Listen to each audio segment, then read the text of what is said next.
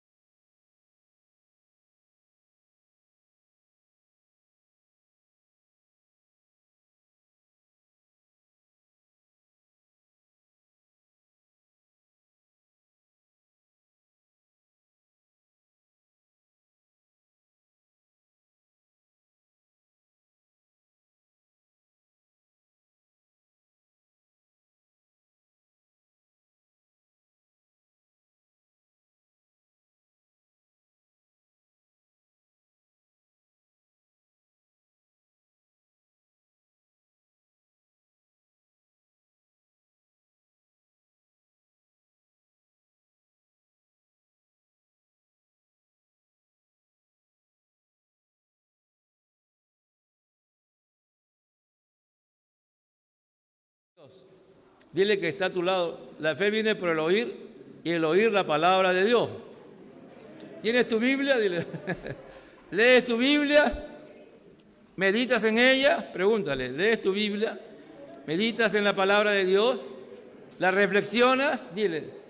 ¿La aplicas a tu vida permanentemente? ¿La aplicas a tu vida permanentemente? Jesús tuvo también sus arranques, ¿no? Un día estaba, después de hacer un milagro poderoso, de haber multiplicado los panes y los peces, no entendían lo que los que estaban escuchando, no oyendo, escuchando, no entendían a Jesús. Una cosa es escuchar y otra cosa es oír. Muchos escuchamos la palabra de Dios, mas no oímos la palabra de Dios. La palabra de Dios se oye cuando tú y yo ponemos todo nuestro ser integral, espiritual, mi cuerpo, a la palabra. Cuando la leemos, cuando la meditamos, cuando la memorizamos, cuando alguien nos está predicando, alguien nos está enseñando, alguien nos está ministrando con la palabra, y ponemos todo nuestro ser integral ahí estamos oyendo. Y eso solamente lo podemos hacer cuando tenemos comunión con Dios. Cuando estamos unidos a Dios, cuando estamos en comunión con Él, lo podemos hacer. Pero si yo no tengo el hábito, la costumbre de leer, de estudiar, de meditar, de reflexionar en la palabra de Dios, no va a pasar, es muy poco lo que va a pasar en tu vida, es casi nada, ¿no? Venía a mi mente hace un momento que en ese tiempo de la pandemia, cuando algo pasaba, ¿no?, con alguien de la familia, toda la familia se unía en torno al problema que había. Y muchas familias se unieron y fortalecieron su unidad, pero en base al tema que había, al problema que había. Pero qué diferente es cuando la familia se puede unir en torno a aquel que nos da la vida natural, nos da la salud y la oportunidad o nos puede dar la solución a los problemas que estamos aconteciendo. Y cuánto más si estamos unidos en base a nuestro Señor, que Él es el centro de la razón de ser, ¿no? Tarde o temprano hay una estadística que se va a cumplir sí o sí, ¿no? Si Cristo no viene, todos los que estamos aquí, un día ya no vamos a estar en esta tierra. Si Cristo tardara 200 años o 100 años en venir, es imposible, me parece, que ninguno de los que estamos aquí vamos a estar vivos. Así como estamos aquí, en su gran mayoría, la mayoría de los que están aquí, vamos a estar en el cielo. Y ahí ya no va a estar tu esposo, ya no va a estar tus hijos, ya no van a estar esos familiares que decimos que amamos, ¿no? Y que son importantes para nosotros. Y que decimos que es lo más importante que tenemos. Es tan importante que aún a Dios a veces lo desplazamos por darle lugar a ellos, tomamos decisiones en lugar de hacer algo que Dios nos está pidiendo, y le damos a ellos preferencia y a Dios lo dejamos de lado. Pero yo te digo una cosa, que cuando tú le das preferencia a Dios y dejas de lado a tu familia y le enseñas a ellos a amar con tus decisiones, a Dios, ellos van también con el tiempo a tomar las decisiones que tú tomas, que un día se van a convertir a Cristo y van a ser verdaderos hijos de Dios. Jesús está respondiendo una pregunta bastante osada, ¿no? Bastante irrespetuosa. Es decir, que le faltaron el respeto a nuestro Dios, ¿no? Porque va a venir, como dijimos la semana pasada, su tía y sus primos hermanos a pedirle que cuando Él esté en su reino, uno a la derecha y otro a la izquierda. Y Jesús le va a responder que estaban fuera de orden en su pregunta, ¿no? Que eso está mal.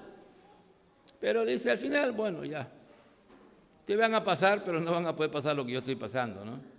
Porque el tema de Jesús era de que ellos se concientizaran y que vayan poco a poco preparándose para el evento de la cruz, donde Él iba a morir en la cruz del Calvario. Pero ellos han respondido muy mal, ¿no? Y aún hasta han reclamado, ¿no? Señor, pero si nosotros hemos dejado todo, ¿no? Cuando entramos en crisis en nuestra conversión, vamos a reclamar, ¿no? No, pero yo hago esto. ¿Pero por qué a mí? ¿No? Y muchas veces, esa es nuestra estatura espiritual delante de Dios, que somos bebés, ¿no? Que hacemos berrinches porque no están bien las cosas, ¿no? Y el Señor tiene paciencia con nosotros, pero no podemos estar eternamente siendo bebés espirituales, ¿no es cierto? Dice que a los que aman a Dios todas las cosas nos ayudan a bien, ¿no es cierto? Y que Dios no nos manda una prueba mayor de la que podemos soportar. Aunque parezca increíble, la mayoría de los discípulos de Jesús y apóstoles todavía estaban en esa estatura, ¿no? Estaban pequeños espiritualmente.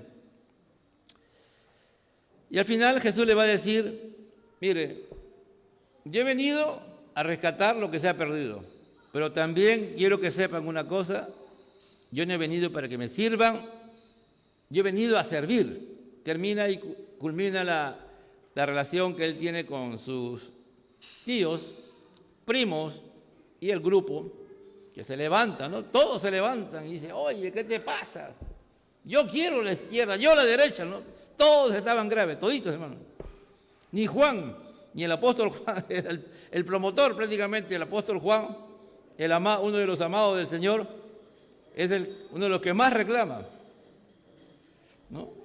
Y Jesús Mateo, guiado por el Espíritu de Dios, va a colocar un evento muy, muy interesante, amado hermano. Un evento que si yo lo miro, interesante, ¿no? Un milagro de Jesús. Jesús sanó a 2 ciegos. Pero en realidad, acá hay una enseñanza bastante profunda, ¿no? Que yo en esta oportunidad le he puesto, Jesús responde a los penitentes que piden compasión, ¿no? Aquellos que están sufriendo y le piden al Señor compasión. Dice en el 1, cuando se acercaron, el 29, al salir de Jericó, una gran multitud siguió a Jesús. Jericó tiene su historia, ¿no es cierto? Jericó fue el lugar donde Josué venció cuando entró a la tierra prometida, la primera batalla, en que Dios se glorificó y destruyó los muros de Jericó. Y hasta el día de hoy existen esos muros caídos y demostrando que realmente Dios lo destruyó. Y aún volver a construir los muros volvería a significar tener problemas con Dios. Y así fue. Un rey se atrevió y tuvo problemas con el Señor. Entonces, por esa decisión, la Jericó antigua se quedó ahí como un monumento y cerca de Jericó se construyó la nueva Jericó. Y era un lugar importante para Jerusalén. Jerusalén estaba casi como a 1.200, 1.300 metros de altura. Y Jericó estaba realmente como a 29 kilómetros bajando, ¿no? Y Jericó tiene una característica. Es la ciudad que está a la orilla del mar, pero 350 metros debajo. ¿Imagina? No sé si usted cuando va a algún lugar donde hay un puerto, una playa, uno mira, ¿no? Y a veces uno mira de arriba y el mar está abajo. En este caso es al revés, ¿no? Jericó, el mar está arriba y la ciudad está a 350 metros debajo. Es una ciudad bien interesante. Dicen la ciudad de las palmeras. Era una ciudad que la gente que tenía muchos recursos, los judíos, tenían su casa en Jerusalén y tenían su casa de verano en Jericó. Cuando hacía mucho frío en Jerusalén, bajaban a Jericó y ahí veraneaban, ¿no? Por eso Herodes, todos ellos tenían su casa de verano. Y era trascendental, pero era la puerta para subir a Jerusalén. Todo lo que querían subir a Jerusalén tenían que pasar por Jericó. Y Jesús, su mirada era ¿a dónde? Ir a Jerusalén. Entonces, aquí la palabra de Dios nos va a mostrar dos cosas que Jesús va a hacer importantes. Una, la sanidad de estos ciegos que se convierten ya libremente, ellos van a seguir a Jesús como discípulos. Y Zaqueo, que era un cobrador de impuestos muy importante, que no podía ver a Jesús por su tamaño, ¿no? Los ciegos no podían ver porque eran ciegos. Y Zaqueo no podía ver a Jesús porque era muy pequeño. Y se subió a un árbol sicomoro para ver a Jesús. Y ambos, las tres personas, se van a convertir y se van a convertir en seguidores de Jesús. Es decir, lo que el Señor nos va a mostrar ahí es que cuando Dios pone en tu corazón y en tu ser que tú te acerques a Él, no hay obstáculo, hermano. No hay obstáculo para poderse acercar a Jesús para ser salvado, porque Dios va a promover eso. Entonces, junto con Jesús había una gran multitud que estaba siguiendo a Jesús, pero más que seguir a Jesús, también iban a la fiesta. Iban a subir, ¿me entiendes? Se subían en caravana. No se subían las personas solas porque muchas veces, si tú ibas solo, terminabas siendo asaltado, ¿no? Como la parábola del buen samaritano, ¿no? Y ese hombre había sido herido subiendo a Jerusalén. Entonces, y ya hemos visto anteriormente que Jesús 2 veces saca a sus discípulos de la multitud y les habla a ellos, ¿no? Esta multitud seguía y dos ciegos que estaban sentados junto al camino, ¿no? Habían dos ciegos. En Lucas y en Marcos dice que había un ciego nomás, ¿no? Y ese ciego, uno de esos ciegos se llamaba Bartimeo. La palabra Bar, hijo, y Timeo, hijo de Timeo. Se cree, ¿no? Se cree que era un personaje importante, este ciego. Su padre parece que era de mucha influencia en Jericó, pero se había quedado ciego, no podía ver. Entonces, había la costumbre de que en las entradas o salidas de los pueblos se ponían a los ciegos, a los pordioseros, a los mendigos. ¿Por qué? Porque por lo general a una ciudad entraba o salían los que se iban de viaje, ¿no es cierto? Y la mayoría de los que salen de viaje salen con dinero, ¿no? Salvo que sean mochileros, ¿no? Y hay que darles antes. Pero la mayoría de las personas que se van de viaje siempre tienen recursos, porque hay que sostenerse. Y eso, al ver la necesidad de las personas, movía su corazón y las personas les daban su limosna, lo que ellos cuando les tiraban la mano. Dice, estaban sentados, ya ellos se habían acostumbrado y se sentaron, estaban en un estado ya de confort y ahí permanentemente estaban.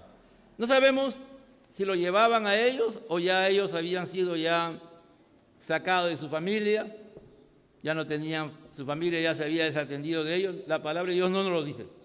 Pero que estaban ahí sentados, estaban, que estaban en una posición permanente, la estaban, ¿no? Ya como que se habían rendido, ¿no? Las personas como que ya pierden la esperanza, ¿no? Pero estos ciegos van a ser un poco distintos. Dice, junto al camino, ¿no? Vas a recordar la parábola del sembrador, ¿no? Que no estaban en el camino, que estaban junto al camino. La primera semilla, ¿dónde cae? Junto al camino. Y estos también estaban junto al camino. No estaban en el camino, sino que estaban cerca del camino. Hay muchos creyentes que están junto al camino, mas no están en el camino. Saben mucho acerca de Dios, pero no se deciden seguir a Dios, ¿no? Como vuelvo a repetir, esos hermanos, por ejemplo, que no leen la Biblia, que no estudian la Biblia, no están en el camino, están junto al camino, nada más. Porque es difícil que tengan fe, porque no estudian la palabra, no leen la palabra, no la desarrollan. Dice, al oír que Jesús pasaba, al oír, no escuchar. Una de las cosas que los ciegos van a desarrollar es el oído. Van a tener una percepción fuera de lo común. Y ellos oyen, porque la única manera que ellos pueden ver es oyendo. Se han vuelto ciegos, van a relacionar, ¿no?, las cosas, pero si no han nacido ciegos, no sabemos cuál es su sistema en su mente para que ellos oigan, pero sí oyen, amado hermano, oyen, pero lo que tú no oyes, ellos lo oyen. Dios les da la bendición de que ese sentido lo desarrollen en mayor dimensión, el de oír, el de palpar, ¿no?, el de tocar, son bien desarrollados en ellos. Que Jesús pasaba, ¿no? Ellos se enteraron y preguntaron, ¿quién está pasando? ¿Qué está pasando? ¡Es Jesús! Jesús está pasando. Jesús, sí, Jesús. Que Jesús pasaba. Es importante, ¿no? Pareciera que no, pero aquí vamos a ver una satisfacción, yo creo que no lo dice la palabra de Dios, pero uno lo puede ver con claridad, que Jesús puede tener, ¿no? Que estos ciegos eran ciegos de la vista, pero aquí la palabra de Dios me va a decir que estos ciegos no eran ciegos espirituales. Estos ciegos sabían mucho acerca de Jesús, conocían mucho acerca de Jesús. ¿Saben cuál es la diferencia entre un ciego y nosotros los que vemos? Si aquí hubieran ciegos, tenlo por seguro, que esos ciegos, cuando uno les predica, les enseñan, ponen todo su ser integral para escuchar. Porque ellos no tienen la oportunidad que tú y yo tenemos de leer. Como tú y yo podemos leer, mirar. Ellos ponen mucha atención cuando tú le hablas a ellos y les interesa. Y estos ciegos, al saber que Jesús pasaba, ¿no?, dijeron, llegó nuestra oportunidad. Llegó nuestra oportunidad. Jesús está pasando. Jesús está cerca de nosotros.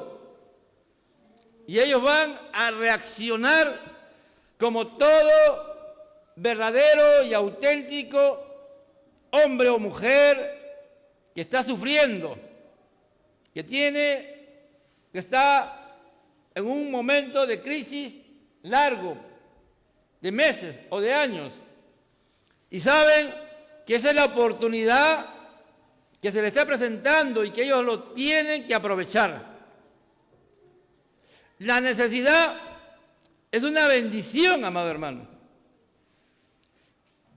Todos los seres humanos experimentamos necesidad. Y cuanto más necesidad tenemos, es mejor para nosotros. Porque vamos a ir a aquel que soluciona todas nuestras necesidades, que es Dios. Tarde o temprano, si realmente persistimos y nuestra necesidad no se soluciona, tarde o temprano Dios nos va a llevar a Él. A Él, porque el único que puede realmente solucionar cualquier tipo de necesidad que tengamos es Dios. Es Dios, amado hermano. Por eso es que hay gente, ¿no?, como le dicen algunos en el Perú, pecho frío, ¿no?, que aparentemente nada les mueve, ¿no? Nada les mueve. Pasa cualquier cosa, están como un hielo. El hielo le tiene celo porque es más frío que el mismo hielo, ¿no? No puede haber cristianos así, hermano. No puede haber cristianos que no son movidos por Dios. No puede haber cristiano que no tenga y experimente necesidad. ¿Saben por qué estamos como hijos de Dios? Porque cada día experimentamos la necesidad de tener más comunión con Dios, más necesidad de Dios. ¿Y cuánto más si tenemos problemas? ¿Cuánto más, amado hermano? ¿Y qué hicieron? Como dije, ¿qué hicieron? ¿Qué hace un cristiano? ¿Qué hace un verdadero creyente? Clamar. ¿Clamar a quién? A Dios. Sea cristiano o no sea cristiano, si tú tienes tu hijo o un familiar que realmente tú amas, tú vas a ir al hospital, a la emergencia, vas a estar ahí escondido, y el médico te va a ir a buscar y decir, señor, ¿qué tiene? ¿Por qué está escondido? Hermano, los médicos, las enfermeras, ni caso te van a hacer. Porque ellos están viendo cada caso que ven en una emergencia son graves para las personas que los llevan, ¿sí o no? Si tú vas a emergencia porque tienes una emergencia, tu caso es grave. Y tú no vas a estar ahí escondido debajo de la camilla, debajo de la silla, ¿no? Si tú eres alguien que realmente ama a tus hijos, vas a decirle, señor, doctor, enfermera, mi hijo se está muriendo, mire, está con fiebre. ¿Es así o no es así? O tú te quedas ahí indiferente, pecho frío. Ahí. No, yo soy, pues, a mí me tienen que atender. ¿Saben quién soy yo? Yo soy, pues. Mano, ahí tú te olvidas quién eres.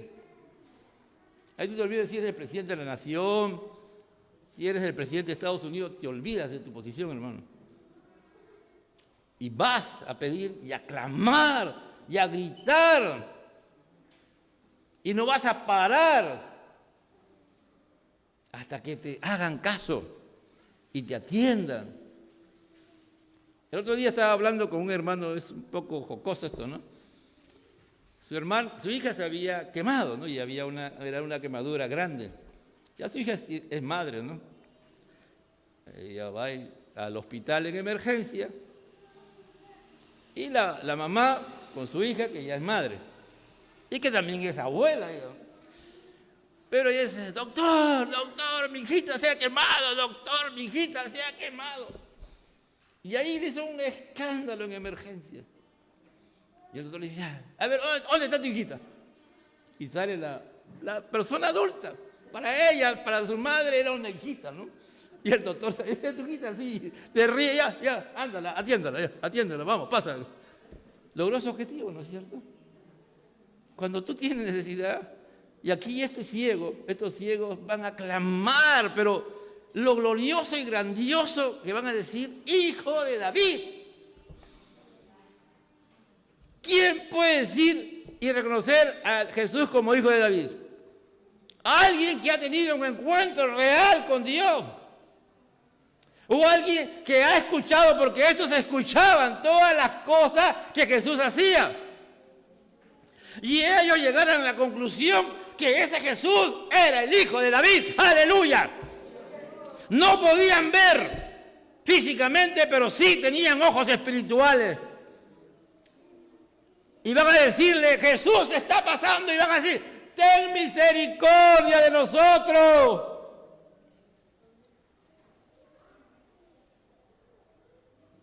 No decía, ten misericordia de mí. Eran inclusivos. El uno se incluía al otro. Si gritaba Bartimeo, le decía, ten misericordia de nosotros, Jesús, hijo de David, hijo de David. Y el otro gritaba, hijo de David, ten misericordia de nosotros. Y no le decían, estoy ciego. No, ten misericordia, ten piedad. ten piedad de nosotros, Jesucristo, Hijo de David. Tú eres el Mesías, tú eres el Rey que anuncian las Sagradas Escrituras, tú eres aquel que el pueblo de Israel está esperando, tú eres el Hijo de David. Hermano, ellos estaban callándole la boca a todos esos escribas, a todos esos fariseos que estaban persiguiendo a Jesús para matarlo. Le callaron la boca y gritaban a voz en cuello. La gente le reprendía para que se callaran. Pero ellos gritaban más aún. Ellos gritaban con más fuerza todavía, con más vehemencia. Hermano, a nosotros como iglesia nos está faltando tener esa pasión, ¿no? De ir a Jesús y pedirle al Señor misericordia por nuestra nación. Misericordia por esta humanidad que se va a la muerte eterna, hermano. En estos días vi un artículo, ¿no?, de una persona no cristiana que decía que si la sociedad occidental sigue como está, y cada vez las parejas tienen solamente 1 o 2 hijos, la sociedad occidental está destinada a desaparecer. Mira, no está hablando del cristianismo, está hablando de la sociedad occidental. A veces yo sé que algunos se molestan cuando digo esto, pero ese no es. Cuando Dios creó al hombre a su imagen y semejanza, creó para que llenaran, para que se fructificaran y llenaran la tierra. ¿De qué? No de plantas, no de ahora de mascota, de perrito, que el perro tiene más importancia que un ser humano, que le da más importancia a los perritos, a los gatitos, no, de seres humanos, hermano. Hay algunos que no pueden tener hijos porque Dios sabe, pero aquellos que pudiendo tener hijos, hermano, no han tenido más hijos y han decidido no tener más hijos y usando cosas que van en contra de su naturaleza normal, natural de reproducirse, y después vienen los famosos cánceres, los famosos heteromía, que sacan el útero y todo lo demás, porque yo rompo lo que Dios ha creado. ¿Tú crees que Dios ha puesto un tope? No ha puesto nunca un tope para que la tierra se llene de gente. Y una de las cosas que Dios está airado es esa cosa, hermano, de que los seres humanos han decidido, y aún cristianos, tener un solo hijo. No solamente es la violencia, no solamente es la ideología de género, no es el homosexualismo, no es todos esos pecados, eso también es pecado, hermano. Yo sé que algunos me van a decir, le pueden traer toda su teología, hermano, pero los hechos nos están demostrando que el día de hoy nosotros como iglesia tenemos que clamar como clamaban estos ciegos, si hemos nacido de nuevo, si somos auténticos cristianos. Hay una gran necesidad en la humanidad, hermano, que Dios se manifieste en la humanidad. Porque el único que puede solucionar los problemas que hay en la humanidad es el Señor, amado hermano. Mira, ya vamos por la 3ª vacuna. Y si Dios determina, hermano, que este COVID se siga, nos vamos a poner hasta 20 vacunas. ¿Sabes por qué? Porque todas las vacunas que han sido hechas, ninguna de ellas ha salido a decir un cristiano, un hijo de Dios o un grupo de cristianos, decir, esta vacuna Dios nos ha dado. Esta vacuna solamente hemos descubierto lo que Dios ha creado. Ese virus lo ha creado Dios, pero hemos descubierto cómo combatir ese virus. Todo anuncia, no, ya, Omicron, 95 días y tenemos la vacuna. ¿La vacuna que dura qué? 3 meses, 6 meses y después ya no tiene el efecto que tiene? ¿Por qué? Porque no somos como estos ciegos, amado hermano, que le clamaron al Señor, estaba pasando Jesús, Hijo de David, ten misericordia de nosotros. ¿Qué pedían los discípulos de Jesús? Uno a la derecha, otro a la izquierda, y el otro decía, Señor, nosotros le hemos dejado todo, ¿y qué vamos a recibir? Y estos ciegos, lo único que le pedían al Señor, ten misericordia de nosotros. No decía el Señor, devuélveme la vista. No. Señor, mira, yo soy Bartimeo, mi papá es Timeo. ¿Tú sabes quién es Timeo? Él es mi papá. No. El ciego Bartimeo se olvidó de quién era. Y solamente le gritaba y le clamaba al Señor, ten misericordia de nosotros. Hermanos, ¿tiene necesidad? ¿Realmente tiene necesidad? Hay que clamarle a Dios. Hermano, si tienes un problema económico, no tienes trabajo, ¿quién es el autor del trabajo? Dios. ¿Quién ha creado el trabajo? Dios. ¿A quién tenemos que ir para pedir el trabajo? A Dios. ¿Quién es el creador del ser humano? ¿Quién conoce mejor el cuerpo humano que Dios? Cuando tenemos un problema de cualquier tipo de salud, ¿a quién tenemos que recurrir? A Dios. Para pedirle, si es la ciencia que Dios ha permitido que el hombre desarrolle, que a través de la ciencia me sane, Él lo va a hacer. Amén. Y si Él me quiere sanar directamente, Él me va a sanar. Amén. Pero Él es que tenemos que ir y a Él tenemos que clamarle, Señor, Hijo de David, ten misericordia de nosotros. Así venga y te diga, oye, tú estás loco, ¿cómo vas a creer eso? Que estás diciendo que Dios soluciona tu problema, que Dios te da trabajo, que Dios te sostiene, que Dios te da salud, que Dios te cura, que Dios te bendice. Tú estás loco, eso es mentira. Cállate la boca, te van a gritar. Pero tú y yo tenemos que ser como estos ciegos y gritar con mayor intensidad que Hijo de David, Jesucristo, ten misericordia de nosotros, compadécete de nosotros, mira nuestro sufrimiento, mira nuestro dolor que tenemos, Jesucristo. O puede ser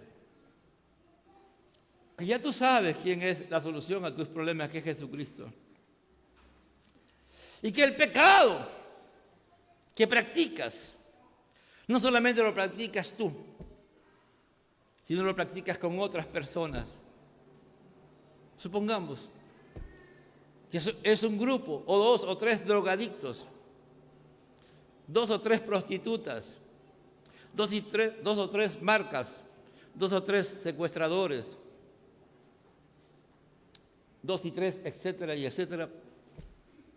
Pero que un día comienzan a hablar entre ellos y se dan cuenta que lo que están viviendo no les satisface para nada. Por el contrario, le da una vida de inseguridad, de inestabilidad emocional. No, pueden tener todo, pero no tienen nada realmente. No pueden disfrutar la vida. Y comienzan a decir, ¿cuántas veces no han venido a hablar? Ahí está John, ¿no? Puedo tomar como ejemplo a John de su testimonio. Él nos cuenta, ¿no?, de que un tiempo había un hermano. Él estaba en sus cosas y ese hermano se metía, dice, ¿no?, y les iba y les predicaba la palabra. Y yo solamente lo miraba y lo miraban y lo miraban.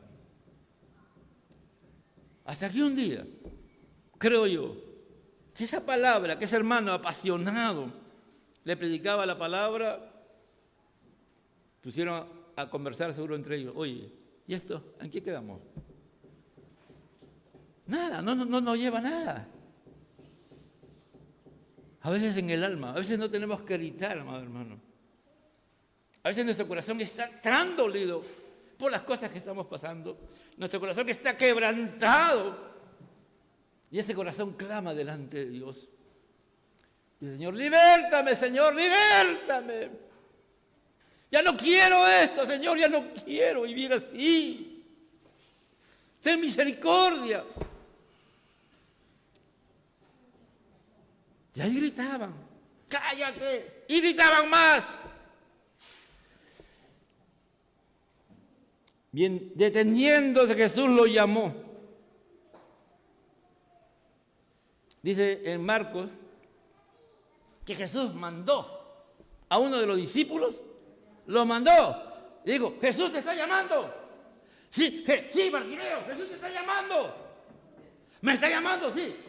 Dice que agarró su capa, esa capa que ahí recibía la comida, que ahí recibía las limonas que le daban, esa capa en la noche le servía para taparse, agarró y tiró la capa, dice, y fue corriendo donde Jesús. Fue corriendo donde Jesús. Mire, esa decisión, no como el joven rico, ¿no? Que quería tener todo, pero a la vez quería tener la vida eterna, quería depender de la vida eterna, de su dinero y como un auxiliar a la vida eterna. No, este ciego agarró y dijo, no, fuera de aquí. Si Jesús me está llamando, algo va a pasar, aleluya. Si Jesús ha venido a mi encuentro es que algo va a pasar, aleluya. Si Jesús me está llamando es porque algo va a hacer Él conmigo, aleluya. Eso es importante, amado hermano, eso es importante. Dios nos está llamando. A que nos volvamos una iglesia de oración y de intercesión y evangelicemos. Hay que ponernos a ayunar, amado hermano. Creo que el domingo pasado se nos leía Apocalipsis 3, ¿no? Nos estamos entibiando, hermano. Nos estamos entibiando. Sabemos mucho de Biblia aquí, mucho de Biblia, hermano. Pero poco o casi nada de evangelizar y de servir. Y si no salimos de ese estado, hermano, ya sabemos a dónde estamos ya. Con Biblia y todo no vamos a ir, ya sabes a dónde. Porque a esos Dios los aborrece. Dios les repugna al creyente que es y no es. Eso es lo más escandaloso para Dios, es que tú y yo digamos que somos cristianos y no intercedamos, no oremos, no clamemos por la vida, no les evangelicemos, no sirvamos. No sirvamos. Como dice, la humildad. ¿Cómo tú y yo mostramos que somos humildes? Ya lo hemos predicado la semana pasada. Sirviendo, ¿no? Jesús dijo, yo he venido a servir, no que me sirva. Y aquí Jesús y les dijo, ¿qué quieren que yo haga por ustedes? Tremendo, ¿no? Jesús sabía su necesidad, hermano. Jesús sabía que ellos necesitaban que sus ojos fueran abiertos. Pero, ¿te imaginas que el Señor venga y te diga, ¿qué cosa quieres? Ah, Señor, bueno. Qué bueno, ¿no? El espíritu que tuvo Salomón, ¿no? Cuando un día, después de adorar tanto al Señor, le dijo, ¿qué quieres? El Señor le dijo a Salomón, Señor, dame sabiduría. Nada más sabiduría. Y estos le van a decir, Señor, deseamos que nuestros ojos sean abiertos. Nada más. Señor, anhelamos, deseamos que nuestros ojos físicos sean abiertos.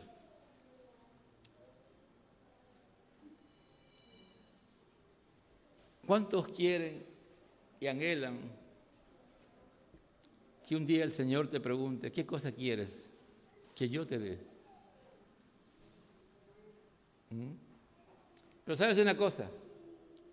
Esa pregunta solamente el Señor lo va a hacer a aquellos que claman, de noche y de día, pidiéndole al Señor que Él tenga misericordia. Que Él tenga misericordia. Él no le va a responder, hermano tuyo. Dios conoce hasta mis pensamientos, ¿me entienden? Miren, una es la palabra que ellos usan, misericordia, y la respuesta que Jesús le da. Dice, entonces Jesús, movido a compasión. Miren, esto es muy importante, hermano. Ellos le pedían misericordia a la señora. Dios como Dios puede responder. Toma la vista. Punto. Pero aquí Mateo nos va a mostrar la complacencia de Dios, la satisfacción de Dios, el deleite de Dios. Él miró y el diagnóstico que él tuvo produjo compasión en él. Pero aquí, quien mueve a la compasión del Señor son los que estaban ciegos y le claman al Señor. Jesús se ha vestido de humildad y su humildad la está mostrando sirviendo. Y en este momento está haciendo un servicio a ellos. Pero, ¿qué atributo va a manifestar el Señor? La misericordia en acción, que es compasión. ¿Te imaginas? Ellos le movieron a compasión a Jesús, movieron las entrañas de Jesús, lo profundo de Jesús, para que cuando Él les tocara, no fuera un toque, sino un toque lleno de compasión, que Él sabía el sufrimiento y el dolor que a ellos le causaba no poder físicamente, amado hermano. Es decir, que cuando el Señor se mueve a compasión, supongamos que alguien tiene una enfermedad incurable y el Señor la quiere sanar, Él, y tú has clamado a Él, y hemos clamado a Él, la iglesia ha clamado, el hermano ha clamado, y el Señor se quiere glorificar sanando. Él se va a mover a misericordia, Él se va a mover a compasión. La palabra compasión es que se mueven las entrañas, lo más profundo, en lo más profundo de mis entrañas, de mis intestinos, de mis riñones, de mi hígado. Como dice Hebreos 4:12, que la palabra llega hasta las intenciones, hasta lo profundo del ser humano. Cuando Dios nos hace mover a compasión por una persona, Él hace la labor, amado hermano. Por eso es que tú no paras. Tú no paras hasta que esa persona salga de esa crisis o Dios tome la decisión que tiene que tomar. Porque una cosa es la emoción. Somos muy emocionalistas, hermano. Demasiado emocionalistas. Actuamos mientras la emoción me dura. Pero el que tiene compasión se aúna a esa persona que está sufriendo. Siente el dolor, siente la necesidad. No va a parar hasta que esa persona salga de esa crisis. Salga de ese dolor que está experimentando. Y eso es lo que Jesús está haciendo. ¿Me entiendes? Eso es lo que Jesús está haciendo. Viene un leproso, dice, ¿no? Señor, si tú quieres, me puedes sanar, le dice. Y Jesús agarra y le pone la mano. Jesús, movido a compasión, le pone la mano al leproso y se sana. En otra oportunidad había una multitud de personas que habían estado con Jesús y no tenían qué comer. Y Jesús, movido a compasión por el hambre que ellos tenían, hizo el milagro de los panes y los peces. Amado hermano, dice que cuando, en la parábola del hijo pródigo, el padre, cuando ve a su hijo, fue movido a compasión, sus entrañas, su ser interior se movió y recibió a su hijo. Y eso es lo que el Señor en esta mañana nos quiere enseñar. Que hay que mover a Dios a compasión. Que Dios tenga compasión de nosotros. Que Él conozca y tenemos que ir con nuestra verdadera necesidad. no con aquella que es vana, con aquella que me va a llenar de gloria humana, no, con aquella que Dios quiere que tú y yo podemos ser instrumentos útiles para Él. Y el Señor agarró y lo tocó. Pero ese toque estuvo lleno de compasión.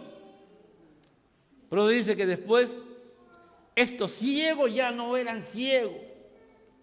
Y cuando vieron, a ellos no les importó ir a Bartimeo a buscar a su papá Timeo y a su familia. No, decidieron seguir a Jesús y le siguieron. Decidieron ser discípulos del Señor porque entendieron que a ellos le debían todo a Dios, todo al Hijo de David, al Dios de la gloria le debían todo.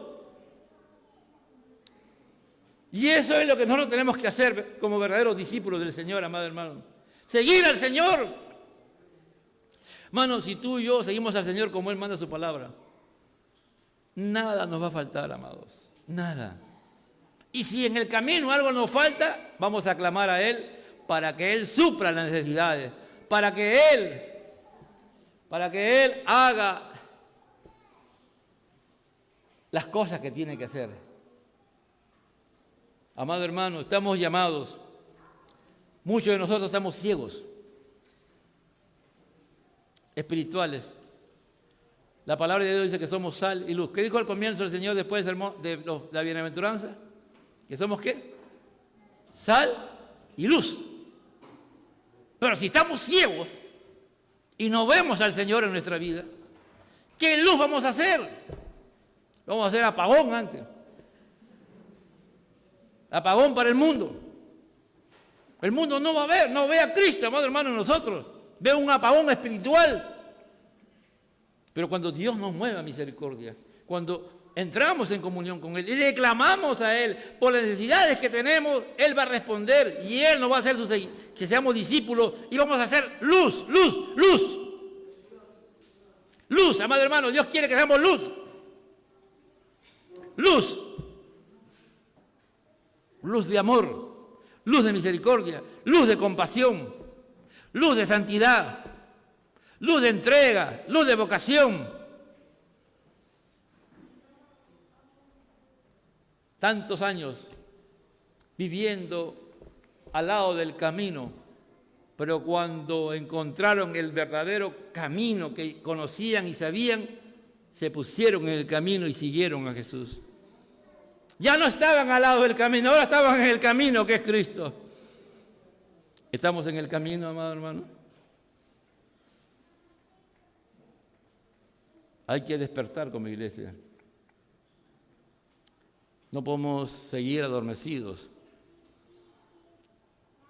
El mundo va a seguir va a seguir sacando sus leyes, sus decretos y todo lo demás.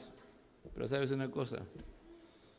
A mayor oposición, si nos metemos con el Señor y le clamamos al Señor pidiéndole misericordia a nosotros, al Hijo de David, Dios va a engrandecer su nombre en nosotros, en su iglesia, en cada uno de nosotros.